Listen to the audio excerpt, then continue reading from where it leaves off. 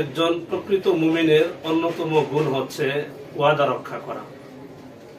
এই গুণ অর্জন করার জন্য আমাদের সর্বাত্মক চেষ্টা করা জরুরি।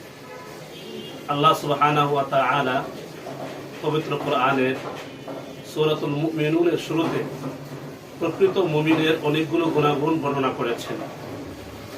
সূরাতুল মুমিনুন এর ৮ নম্বর আয়াতে কারিমাতে আল্লাহ সুবহানাহু ওয়া তাআলা বলেন, আউযু বিল্লাহি মিনাশ শাইতানির রাজীম, বিসমিল্লাহির রহমানির রহিম, ওয়াল্লাযীনা হুম লিআমানাতিহিম ওয়া আহদিহিম রাউন। প্রকৃত মুমিন তারাই যারা তাদের আমানা এবং ওয়াদা রক্ষা করে।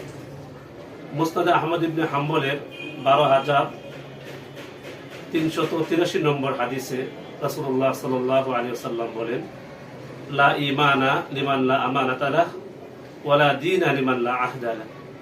নবীজি বলেন, যার আমানতদারি ঠিক নেই তার ঈমান নেই, আর যার ওয়াদা ঠিক নেই তার দিন নেই। অর্থাৎ যে ব্যক্তি ওয়াদা রক্ষা করবে না, কেমন যেন তার কোনো ধর্মই নেই। আল্লাহ পাক আমাদের সবাইকে ওয়াদা রক্ষার যে গুণ, এই মহৎ গুণে গুণান্বিত হয়ে একজন প্রকৃত মুমিন হওয়ার তৌফিক দান করুন। আমিন।